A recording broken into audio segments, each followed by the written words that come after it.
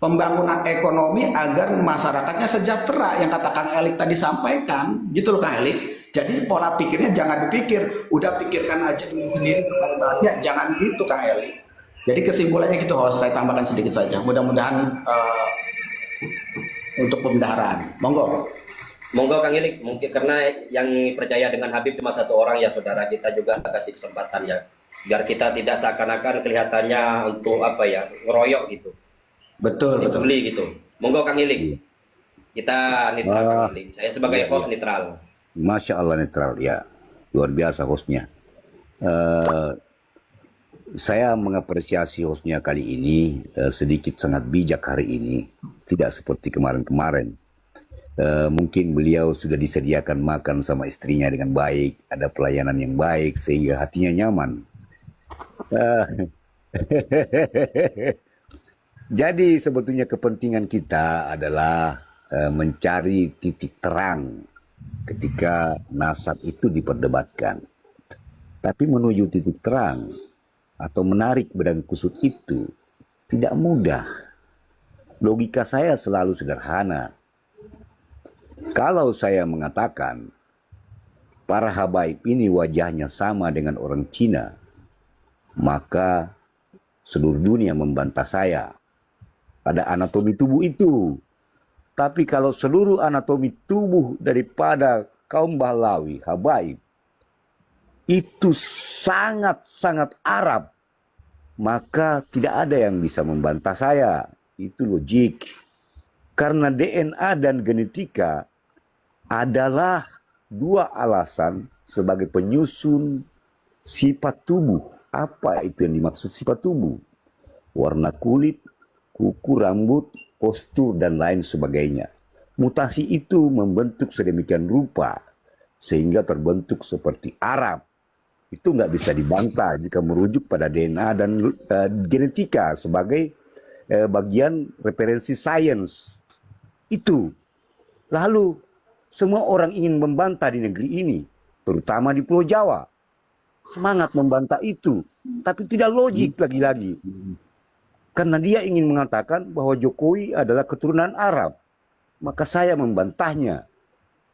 Di situ letak masalahnya sebetulnya. Harus kita berpikir jernih di sini. Mari berlapang dada menerima perbedaan dengan merujuk sedikit kebenaran tentang itu. Sedikit kebenaran.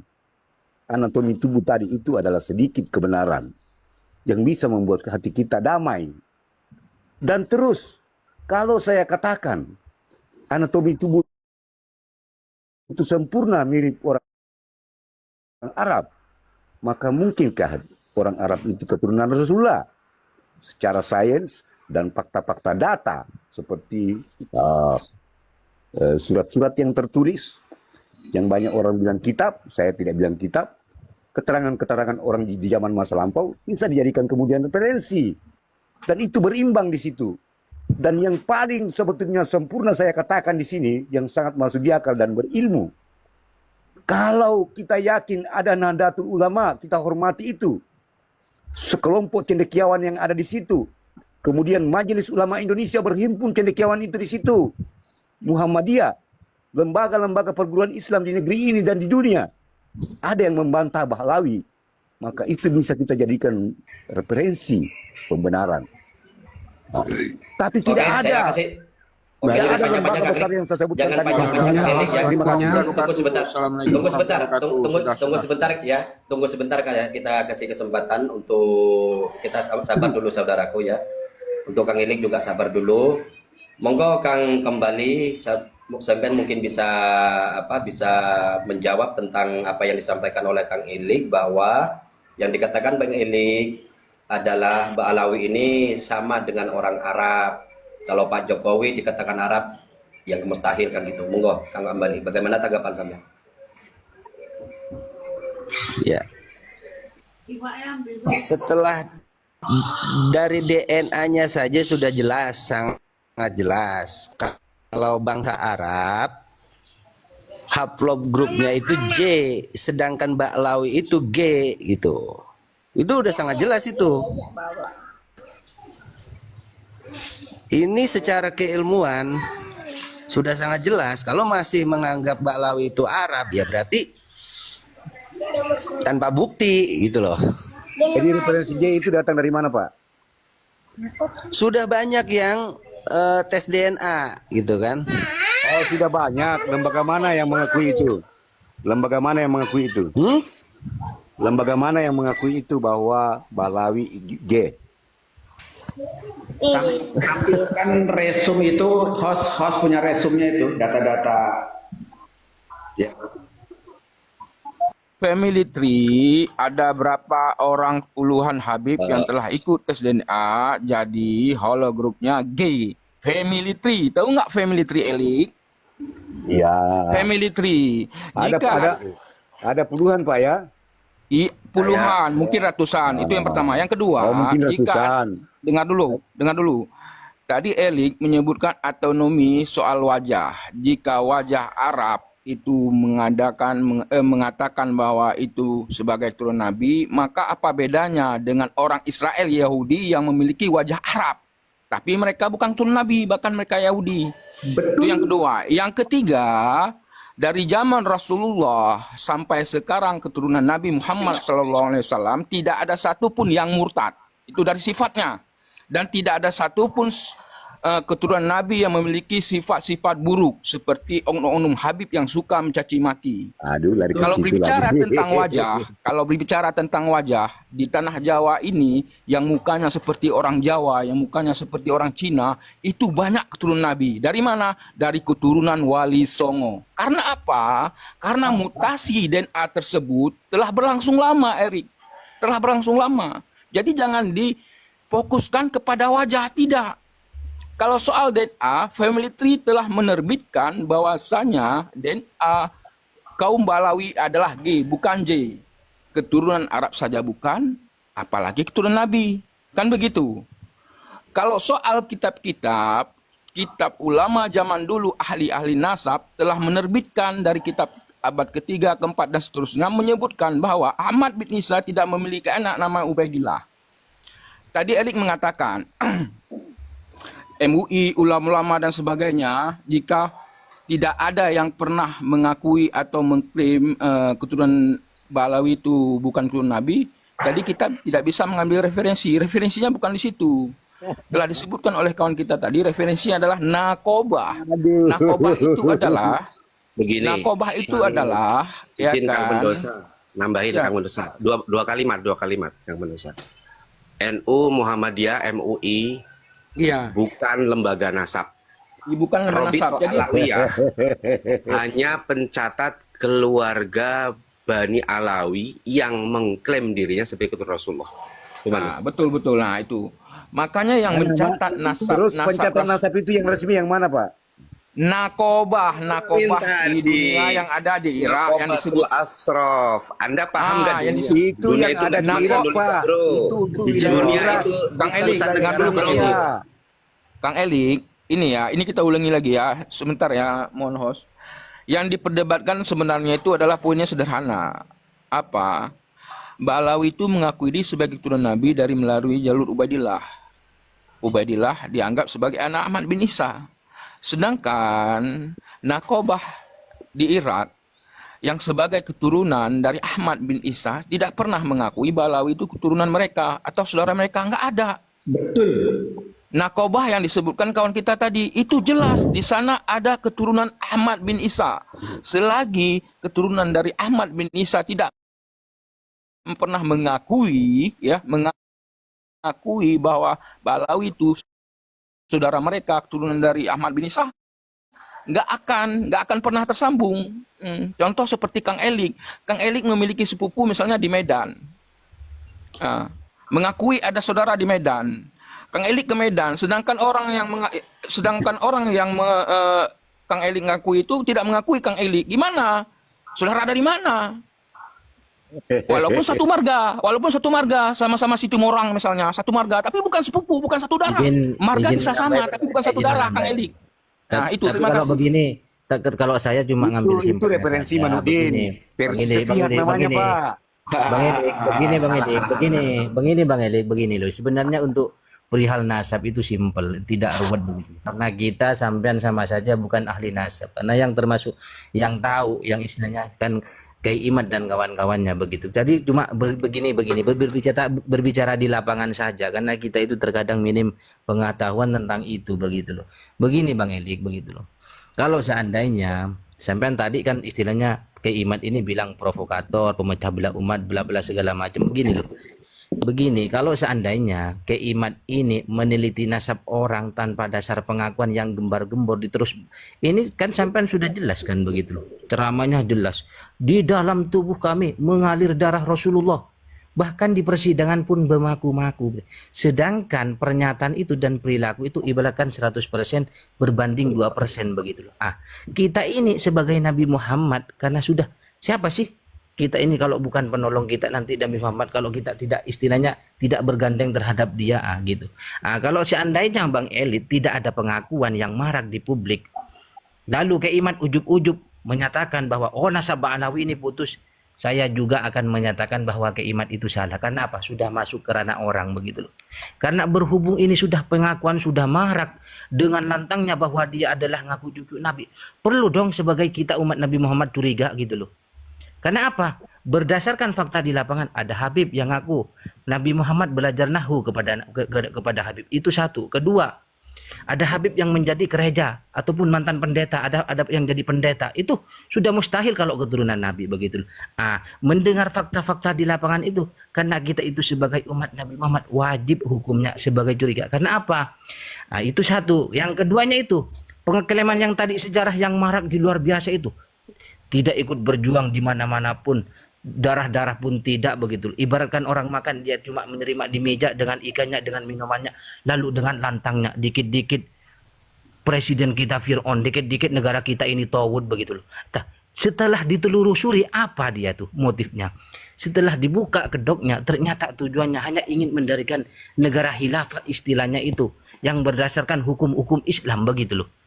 Sekarang saya tanya dengan Bang Elip, hukum itu yang ketika ditegakkan, di mana yang berhasil hukum itu setelah ditegakkan? Hukum-hukum Islam itu. Korban yang paling besar sampai sekarang karena penipuan Habib, karena mengaku Rasulullah, Palestina hancur lebur.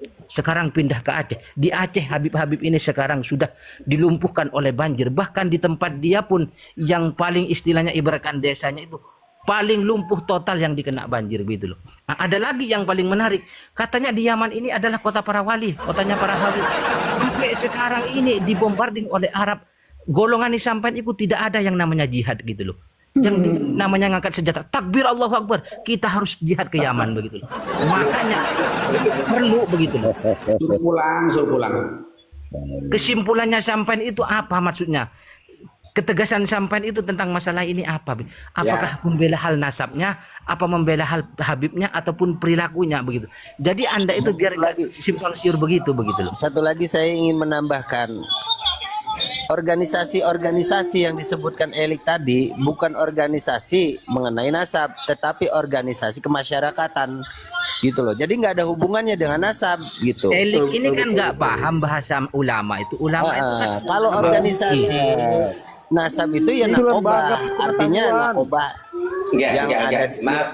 Maaf ya saudara. Maaf ya. Jadi rujukan pengetahuan, bro. Maaf.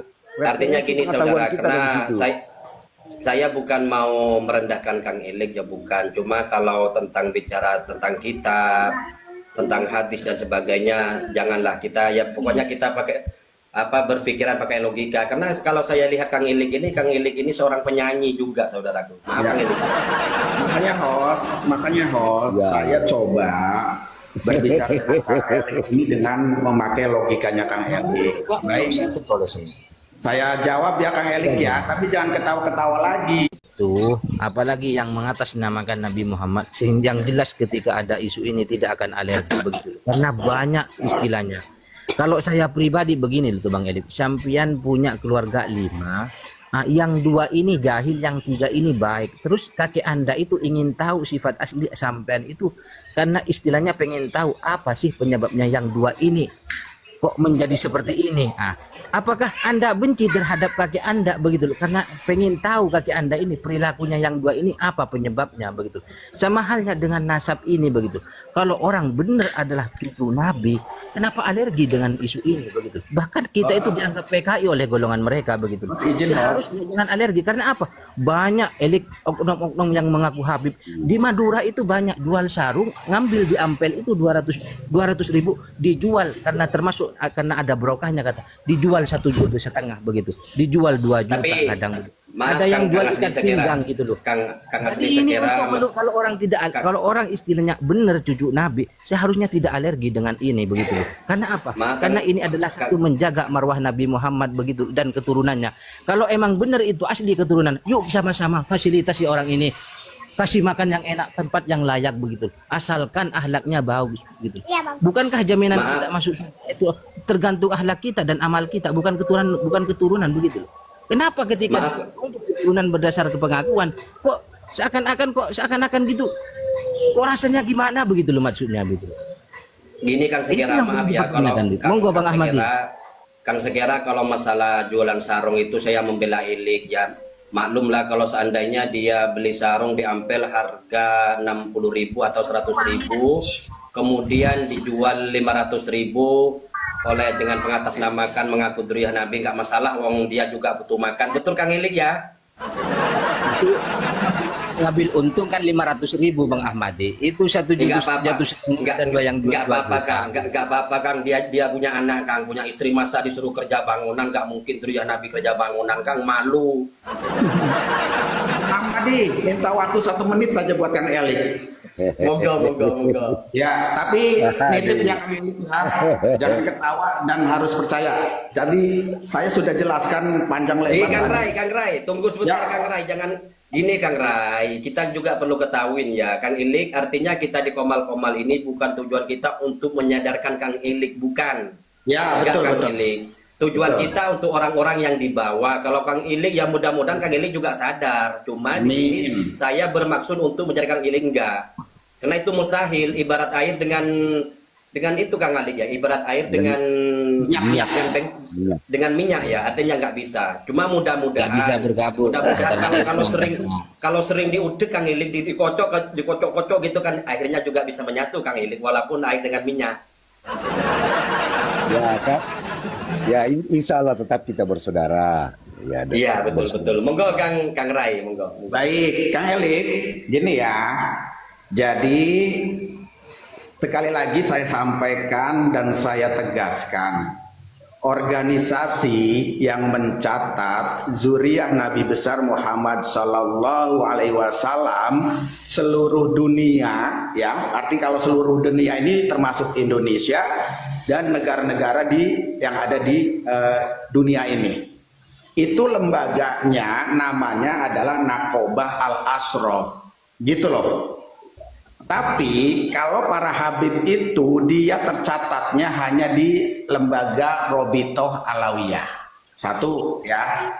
Jadi keturunan Nabi itu semuanya datanya sudah ada di Naqobah Al-Ashraf. Pusatnya ada di Mesir, Irak, dan Maroko. Seperti itu. Iya. Dan Robitoh Alawiyah pernah ingin diaku atau pernah ingin mencatatkan data-data yang dari Robitoh Alawiyah ini ke Naqobah itu. Tetapi tanggal 17 Februari 2010 Naqobah Al-Ashraf yang ada di Mesir menolak karena Robitoh Alawiyah atau para Habib ini tidak tersambung kepada Dzurriyyah Nabi di berbagai penjuru dunia. Itu ada datanya. 17 Februari 2010, jauh sebelum Kiai Haji Imad melakukan penelitiannya secara sesuai dengan ilmu pernasaban. Selesai. Dan kemudian, apakah di Indonesia ini ada Naqobah Al-Ashraf? Ada. Perwakilannya Naqobah Al-Ashraf di Indonesia ini ada di daerah Jakarta, di Jalan Kalibata Selatan nomor 30. Namanya Naqobah Al-Ashraf Al-Kubro. Silakan Kang Elik datang ke situ. Robitoh Alawiyah pun tidak akan ada datanya di Naqobah yang ada di Jakarta itu. Ingat Kang Elik ya. Jadi Kang Elik salah besar kalau kita ini hanya berpatokan dari hasil penelitian Kiai Jimat. Tidak. Kita ini adalah orang-orang yang insya Allah diberikan pemahaman oleh Allah karena Allah, gitu kan? Sehingga kita bisa menyimpulkan, kita bisa melakukan perjuangan ini bukan karena atas dasar kebencian, tetapi atas dasar apa yang harus kita luruskan bersama-sama demi tegaknya NKRI. Selesai. Dan satu hal, Izin dan satu ya. hal, Sekaligus saya ingin closing statement. Jadi yang disampaikan Ustaz barusan itu. Kang Elik, jangan closing lah Kang Elik, jangan closing Kang Elik. Kalau nggak ada kamu nggak seru juga Kang Elik. Yang janji gini Kang Elik, janji gini Kang Elik. Kang Elik artinya gini, kita diskusi santai, enak, jangan caci maki, jangan serang pribadi, kan enak Kang Elik ya. dan saya perlu sampaikan ke Bang Elik, begini Bang Elik. Kita itu Jangan Kang Sakera, sekali lagi Beri juga saya kesempatan jangan sampaikan menjawab. kepada Kang Sakera. Saya mau nyampaikan jangan pokoknya Jangan. sampaikan Berikan kepada yang di bawah gitu. saya bernarasi begini dan begini. Nah, begini. Tidak berikan saya kesempatan menjawab. Ya habis ini sampean pokoknya sampai Tunggu turun sebentar sebentar Kang aja. Sakera, Dan sebentar Kang begini. Elik, sebentar. Oh iya Bang Elik. Monggo Kang Elik, monggo. Kasihan ini Kang Elik, Ada yang satu bagus orang. tadi dari Ustaz terakhir itu bijak bicara, nada vibrasi suaranya menyejukkan atau mendamaikan, itu saya apresiasi sebagai personal ya. Tapi kalimat yang disampaikan beliau Al-Ashraf dan lain sebagainya yang ada di Irak dan Mesir itu lagi-lagi tidak bisa meyakinkan saya. Kenapa? Karena ada referensi saya atau jurnal-jurnal yang saya baca dari Al-Azhar, lembaga perguruan tinggi peradaban Islam terbaik di dunia, tidak ada menyampaikan itu. Dan itu lembaga itu sudah berdiri sejak lama. Nah ini yang saya tunggu sebetulnya dari Al-Azhar ini, di mana sosial budaya politik ekonomi peradaban Islam lengkap dari situ sebetulnya bisa kita jadikan rujukan. Dan paling lengkap di Indonesia, Ustadz Abdul Somad tidak pernah membantah itu, memberi dukungan kepada Habaib dan meyakini bahwa Habaib adalah tersambung dengan Rasulullah. Demikian juga Ya Kiai dari Jawa Allah. Barat. Tunggu sebentar Kang Sakera. Demikian juga orang-orang cerdas dari Jawa Barat seperti Agim misalnya, yang populer. Populer itu artinya diterima banyak orang, ilmuwan dan orang-orang di bawah.